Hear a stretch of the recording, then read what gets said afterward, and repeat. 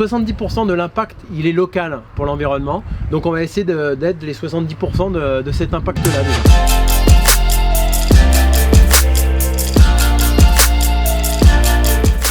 J'avais envie d'agir et d'œuvrer au quotidien sur quelque chose qui ne demande pas beaucoup de moyens, qui demande juste de la motivation et de l'énergie. Et donc avec mon épouse, on s'est posé, on a décidé de créer les marcheurs-cueilleurs.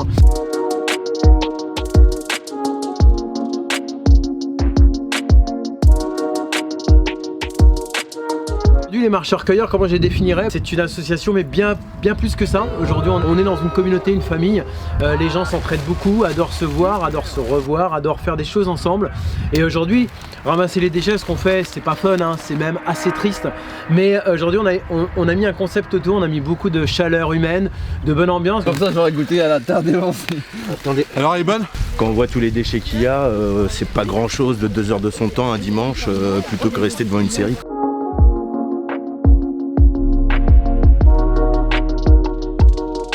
Les enfants, par leur fierté, ils véhiculent un peu aussi après un discours, ils véhiculent pas mal de choses et ça permet de faire diffuser le message. Et un enfant fier est beaucoup plus prolixe en parole qu'un enfant qui n'est pas fier. Ouais,